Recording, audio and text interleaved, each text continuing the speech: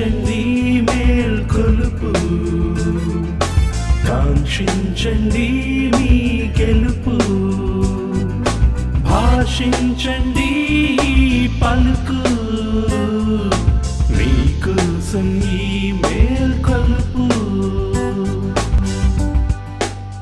ప్రస్తుతం మనం ఎదుర్కొంటున్న సమస్యను ఆధారంగా కొన్ని హెచ్చరికలు మీకు చేయాలని నేను ఆశపడుతున్నాను.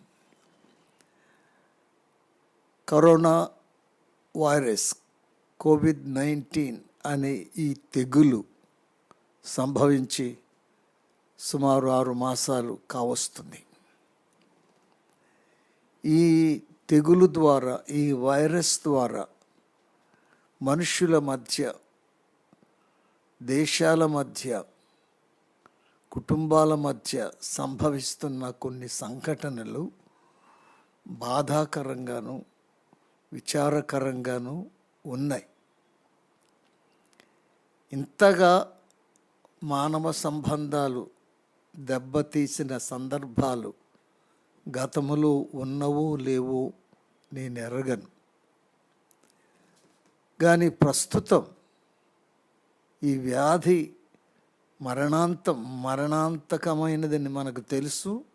దీని గూర్చిన హెచ్చరికలు, జాగ్రత్తలు ప్రభుత్వం వారు, ప్రజలు, పెద్దలు అందరూ చాలా సమృద్ధిగా వాటిని ప్రకటన చేస్తున్నారు, ప్రజలను హెచ్చరిక చేస్తున్నారు.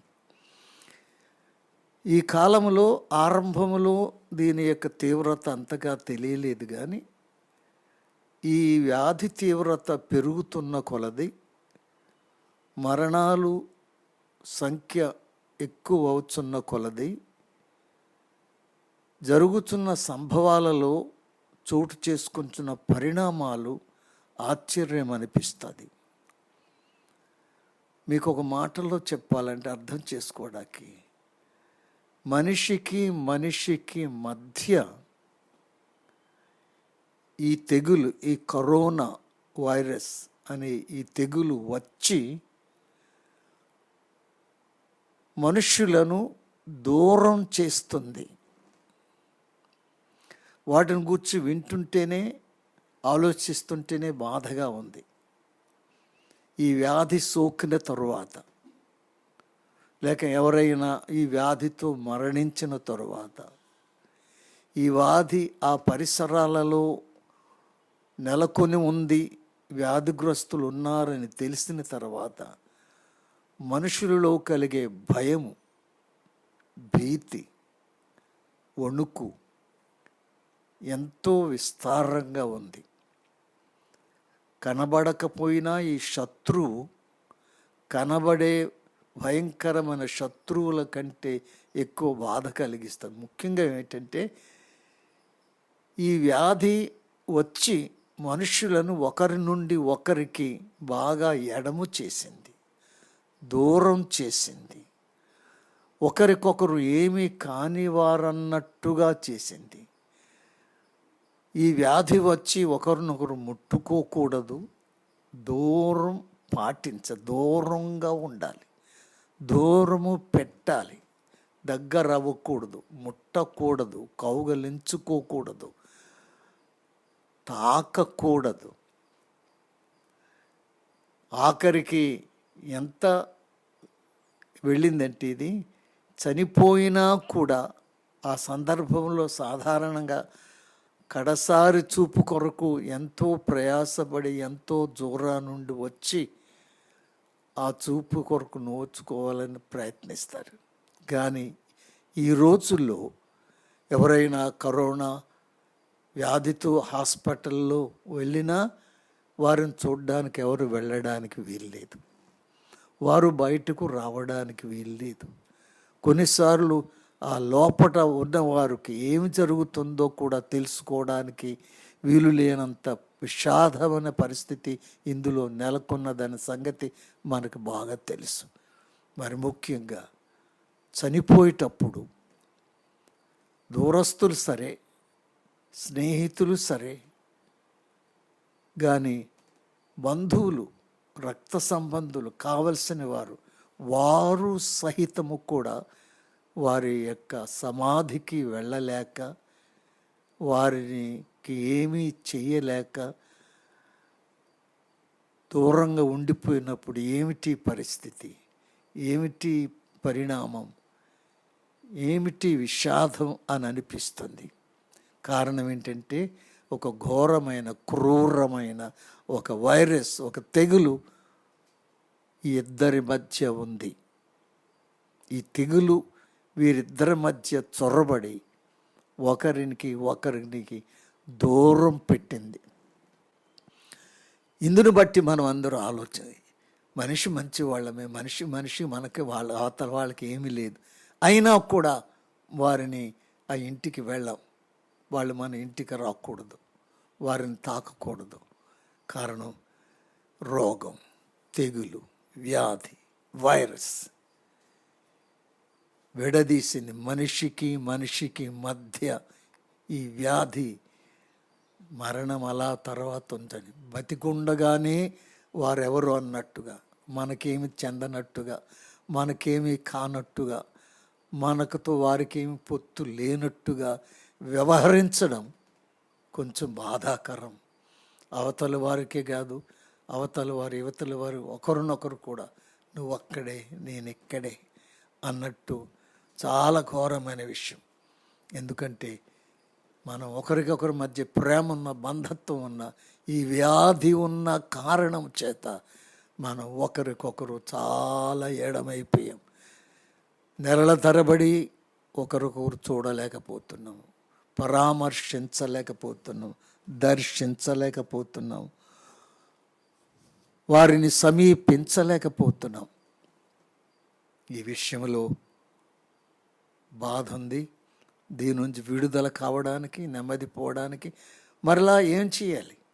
మరలా గతంలాగా మరలా యథాస్థాయికి రావాలంటే ఈ మన మధ్యను ఎడదీసిన, ఎడబాపు చేసిన, దూరపరచిన ఈ వ్యాధి, ఈ వైరస్, ఈ తెగులు తొలగిపోవాలి, అది తరిగిపోవాలి, అది నాశనం కావాలి, అది వెళ్ళిపోవాలి. అది తొలగితేనే ఈ దూరం మన మరలా దగ్గర అవుతుంది. అయిన వాళ్ళు మన సన్నిహితులు అవుతాం. ప్రేమను పంచుకోవడానికి, సహాయాన్ని అందించుకోవడానికి వీలు కలుగుతుంది. కనుక మనుషులను ప్రేమిస్తారు కానీ మనుషులలో ఉన్న రోగాన్ని ప్రేమించరు కదా, వ్యాధిని ప్రేమించరు కదా. ఆ వ్యాధి వీరిని విడదీసింది. ఆ వ్యాధిని చెడగొడితే మరలా వీరిద్దరూ ఒకటవుతారు. కనుక ఈ విషయం ఇదొక ఆధారంగా చేసుకొని ఒక పాఠాన్ని మీతో చెప్పాలని నేను ఆశపడుతున్నాను. రెండవది అంటే ఇక్కడ ఏంటంటే మనిషికి మధ్య కరోనా వైరస్ లేక తెగులు వచ్చి వీరిని ఒకరి నుండి ఒకరికి దూరం చేసింది. అలాగే బైబిల్లో మరొక మాట చెప్పబడింది. యెషయా గ్రంథం 59వ అధ్యాయం 1వ వచనం నేను మీకు చదువుతాను. 2వ భాగంలో, మీ దోషములు మీకును మీ దేవునికిని అడ్డముగా వచ్చాను, మీ పాపములు మీ ముఖమును మీకు మరుగుపరచెను. ఆయన ముఖమును, మీ పాపములు ఆయన ముఖమునంటే దేవుని ముఖమును మీకు మరుగుపరచెను గనుక ఆయన ఆలకింపకను. గనుక ఇక్కడ 2 విషయాలు, దోషాలు అడ్డంగా వచ్చాయి, పాపాలు మరుగు చేశాయి. ఇక్కడ నేను మనిషికి మధ్య COVID-19 వచ్చి మనుషులలో చిచ్చు పెట్టి దూరం చేసింది. ఇప్పుడు మనిషికి దేవునికి మధ్య దోషము, పాపము చొరబడి అడ్డం వచ్చింది. దేవునికి మనిషికి మధ్య అడ్డం వచ్చింది. అంటే మనిషిని దేవుని నుండి దూరం పెట్టింది, దూరం చేసింది. ఈనాడు దేవునికి మనం దూరం కావడానికి కారణం ఏంటి? మన కులము కాదు, మన బలము కాదు, మన పేదరికం కాదు, మన ఒక చదువులేనితనం కాదు. మరేమిటి? ఎందుకు మనిషి దేవునికి దూరం అయ్యాడు? కారణం ఏంటంటే ఇవేమీ కావు, అంతస్తులు కావు, తెగలు కావు, కానీ పాపం, చెడుతనం, అక్కడ మాట వాడి దోషం. ప్రియులరా, ఈనాడు దేవునికి మనిషికి మధ్య వచ్చి పడింది, వీరిద్దరిని ఎడము చేసింది, ఒకరికి ఒకరిని దూరం చేసిందంటే మనుషులు కారు, పాపం, మనిషిలోని పాపం, మనుష్యుడు చేయుచున్న దోషం దేవుని దూరం పెట్టింది. అందుచేత మనిషి దేవునికి ఎడమవడం, దూరం అవడమే అది మరణముతో సమానం. It's miserable. కనుక మనిషికి దేవుడు చేసిన మనిషి, దేవుడు నిర్మించినవాడు, దేవుడు తన కొరకు మనిషిని చేశాడు, తనతో సహవాసం చేయడానికి దేవుడు ఉద్దేశించాడు. కానీ వీరిద్దరి మధ్య దేవుడు వద్దు అన్న పని ద్వారా ఈ యొక్క పెద్ద నేరం, దోషం, కీడు వచ్చి పడింది. ఎందుకంటే పాపం మనిషిని దేవునికి దూరం చేసింది.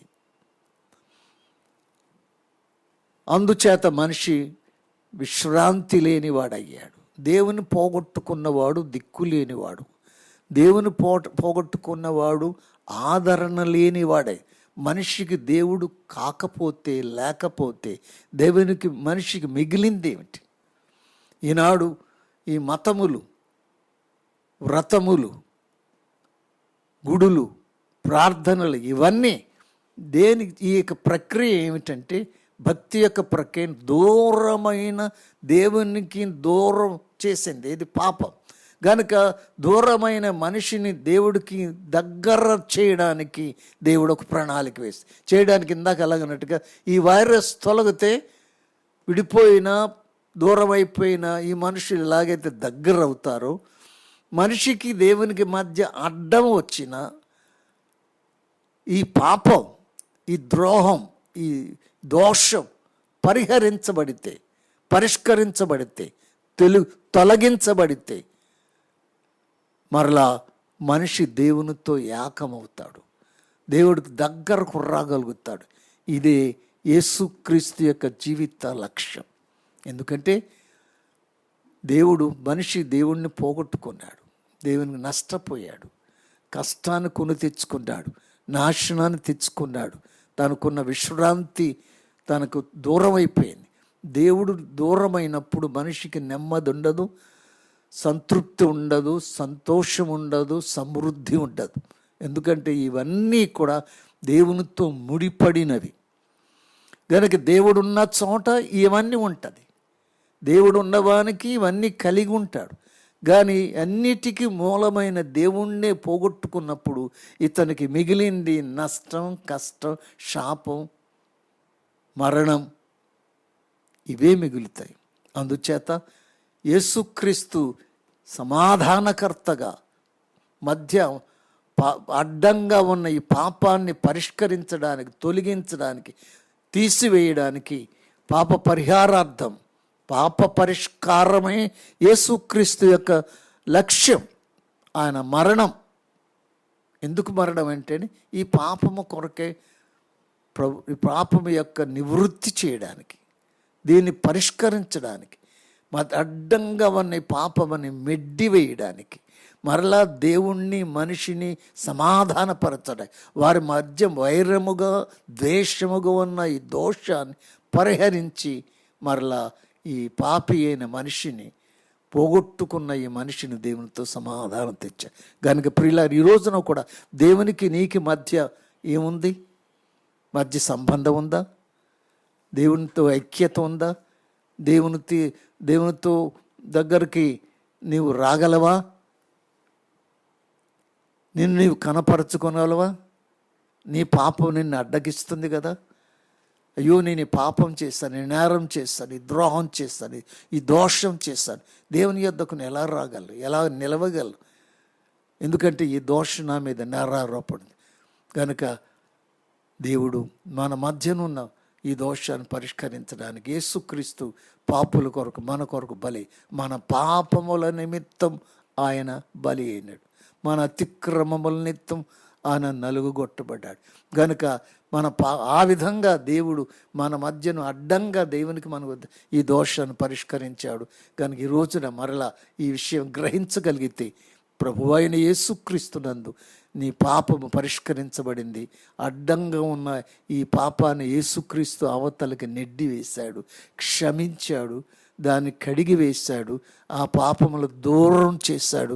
కనుక మీ దూరం ఉండనక్కర్లేదు. దేవుని దగ్గర కావచ్చు, దేవుని సన్నిధికి రావచ్చు, దేవునితో ఏకం కావచ్చు, దేవునితో యొక్క సహవాసములో మరలా నీవు సంతుష్టిని, సంతోషాన్ని, సమాధానం పొందవచ్చు.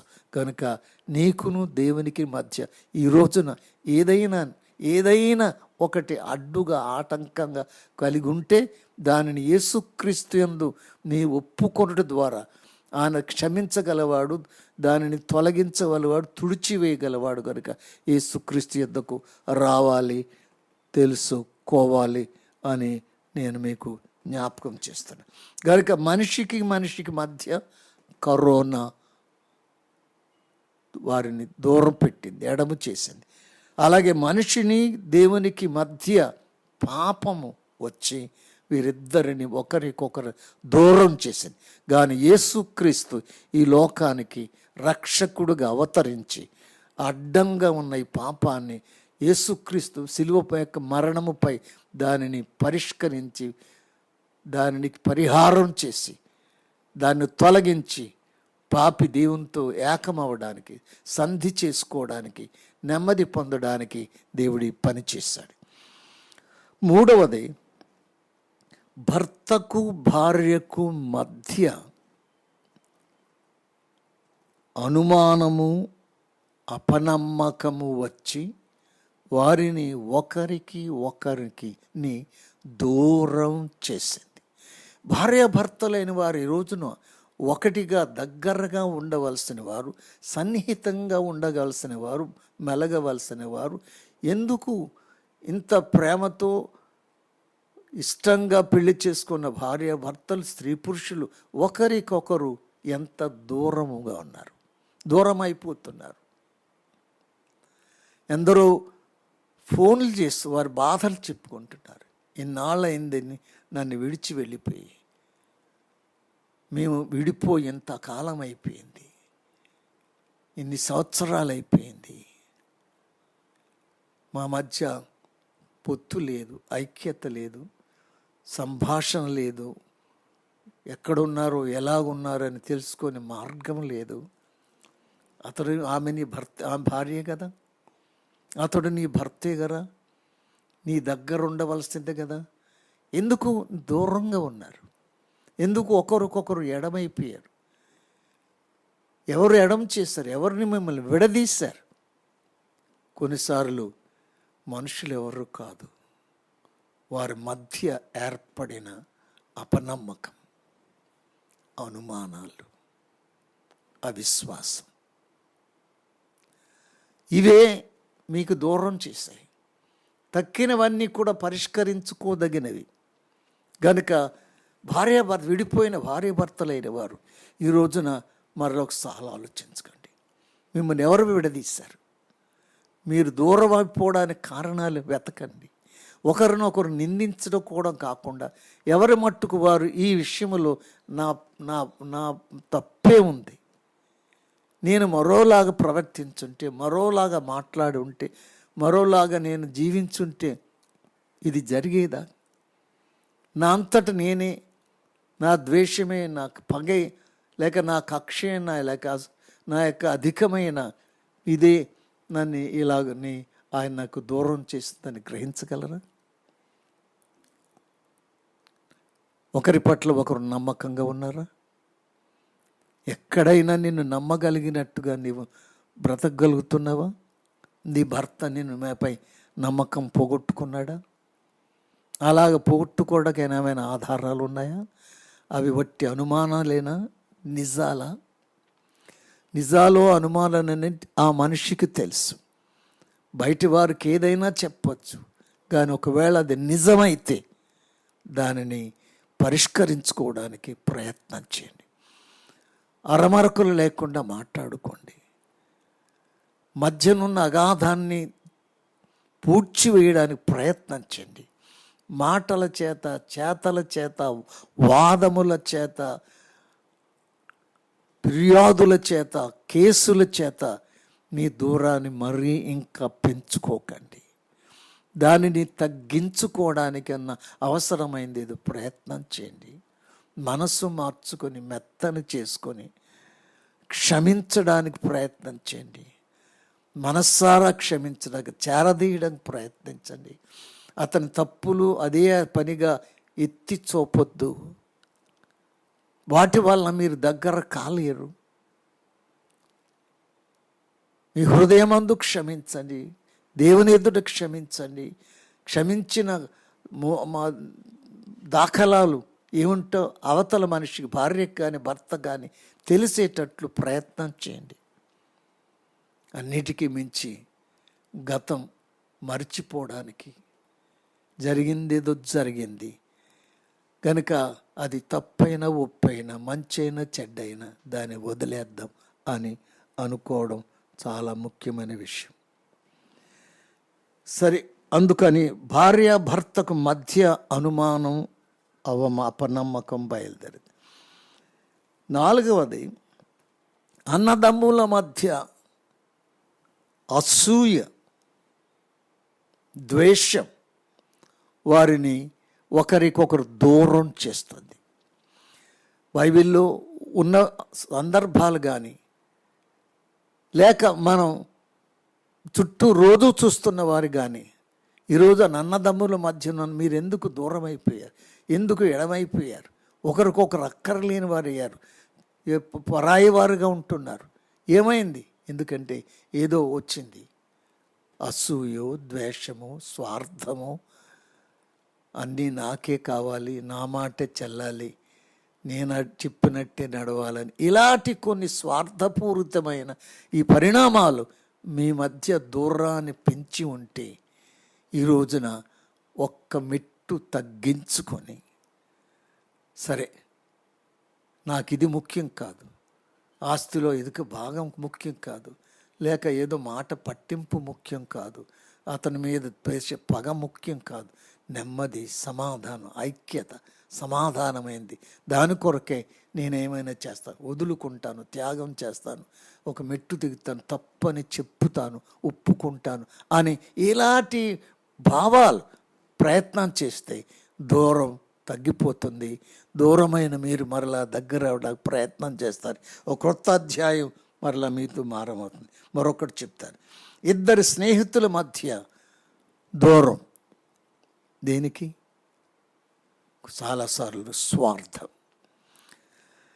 ఇది వీటన్నిటి గురించి వివరంగా చెప్పడానికి మన సమయం సరిపోవడం లేదు కనుక ఈ చివరి మాట మరలో మీకు మీకా గ్రంథం 7వ అధ్యాయంలో 1-2 వచనాలు చదివి నేను మీకు దీని కూర్చున్న కొన్ని మాటలు చెప్పడానికి ప్రయత్నం చేస్తాను. ఇక్కడ మనం స్నేహితులను గురించి చాలా కఠినమైన మాటలు ఇక్కడ వాడబడినది.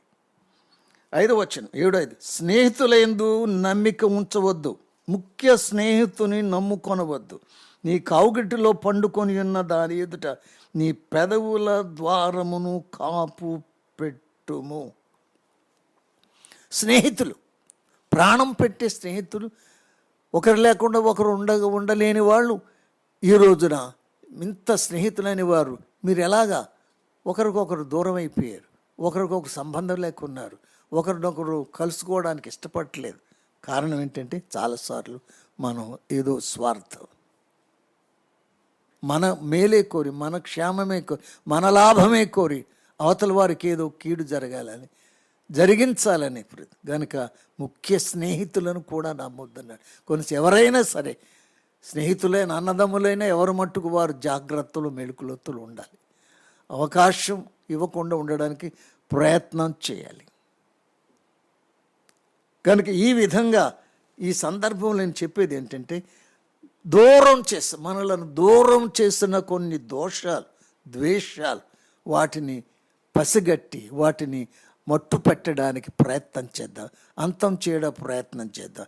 నేను చెప్పిన 5 విషయాలు మరొకసారి మీకు గుర్తు చేస్తాను. ఏమిటంటే, మనిషికి మధ్య కరోనా వైరస్ కోవిడ్-19 వచ్చి వీరిద్దరిని దూరం ఈనాడు ఇది తలంచుకుంటే ఎంతో కష్టం ఉంది. ఈ రోజున ఏమిటి, ఒక సంఘస్థుల్లో, ఒక ఊరిలో, ఒక ఇంటి కుటుంబంలో ఉన్నవారు ఒకరికొకరు కలవలేకపోవడం, వారు దర్శించలేకపోవడం, సాయం చేయలేకపోవడం, వెళ్ళలేకపోవడం అనేది బాధాకరమైన విషయం. దాంతో రెండవది, దేవునికి మనిషికి మధ్య పాపం, దోషం పరిణమించింది. అది యేసుక్రీస్తు ఈ లోకానికి వచ్చి దాన్ని పరిష్కరించాడు. నువ్వు కూడా ఆ సంగతి ఎరిగి నువ్వు యేసుక్రీస్తు ద్వారా నీవు దేవునితో సమాధానపడి సఖ్యత పడితే నీకు ఆయన మధ్యన పాపాలు క్షమించి నీకున్న ద్వేషాన్ని కొట్టివేసి మధ్యనున్న గోడను పడగొట్టి నీవు దేవునితో ఏకం కావచ్చు. మూడవది, భర్తకు భార్య మధ్య అనుమానాలు, అపనమ్మకం అనేవి చోటు చేసుకొని వీరిద్దరిని ఒకరి నుండి ఒకరిని దూరం చేస్తున్నాయి. కాబట్టి దూరం చేసిన వాటిని మనం దూరం చేసుకొని దగ్గర అవడానికి ప్రయత్నం చేయండి. అన్నదమ్ముల మధ్య అసూయ అనేది మధ్య చోటు చొర్రబడి వీరిద్దరిని కూడా ఎడమ చేసి దూరం చేసి వారి మధ్యలో ఆ సంబంధం, ఆప్యాయతను పడగొట్టింది. అలాగే అన్నదమ్ముల మధ్య అసూయ, అలాగే ఇద్దరు స్నేహితుల మధ్య స్వార్థం, స్వప్రయోజనం అనేది అది బలిసిపోతే ఎగిరితే వారిద్దరు కూడా ఒకరికొకరు ఏడవి. మీ దూరం స్నేహితుల దగ్గర ఈ సంబంధం ఉందా, దగ్గర సంబంధం ఉందా, స్నేహం ఉందా అని ఆలోచించుకొని గ్రహించని ఆ విధంగా పెరగడానికి, మేల్కొల్పు ఉండడానికి ప్రయత్నం చేద్దాం. కనుక ఈ కరోనా కాలంలో జరుగుతున్న సంభవాలను మన కారణంగా ఎరిగి మనం ఒక పాఠం నేర్చుకుందాం. ఎవరికి ఎవరు దూరం అయ్యారు, ఎందుకు దూరం అయ్యారు, ఈ దూరం అయిన కారణాన్ని కూడా మనం దూరం చేసుకుంటే మరలా దగ్గర అవడం ప్రయత్నం చేద్దాం. మనసారా ప్రయత్నం చేద్దాం, తగ్గించుకొని ప్రయత్నం చేద్దాం, క్షమించి ప్రయత్నం చేద్దాం. అలాగే దేవునితో కూడా సంధి సమాధానం పెంచుకుందాం. విశ్వాసులైన వారు కూడా ఒకరితోనొకరు సన్నిహిత సంబంధాన్ని పెంచుకుందాం. భార్యాభర్తలు, అన్నదమ్ములు, ఇలాగ తల్లిదండ్రులు, ప్రతి వారిలో కూడా ఈ దూరాన్ని దూరం చేద్దాం, దేవునికి దగ్గర అవుదాం. దయగల మా తండ్రి, నీకు వందనాలు. అదే కాలమంది నీ సన్నిధిలో మేము ప్రస్తుతం ఉన్న పరిస్థితుల ఆధారంగా కొన్ని పాఠాలు నేర్చుకున్నాం. ఇవన్నీ కూడా మనుషులు, నీ ప్రజలు విని మనస్సు పెట్టి ఇందులో నిజానిజాలను వారు పరిశీలన చేసి ఎవరికి ఎవరు దూరం అయ్యారు, ఎందుకు అయ్యారు, అందులోని కారణం ఏంటి, ఆ కారణాన్ని పరిష్కరించుకొని మరలా దగ్గర అవడానికి, స్నేహం చేయడానికి, సంబంధం నెలకొల్పుకోవడానికి, మాతో నీ సాన్నిహిత్యాన్ని పెంచుకోవడానికి, దేవునితోనూ నరునితోనూ తోటి వారితోనూ కూడా సన్నిహితంగా గడవడానికి, దానికి మధ్య ఏది వారికి ఒకరికొకరి మధ్య కానీ దేవునికి మధ్య కానీ మరేది రాకుండా జాగ్రత్త పడడానికి అందరికి కావాల్సిన తెలివి దయచి, మెడుకు దయచి యేసు నామమున అడుగుచున్నాను తండ్రి, ఆమేన్.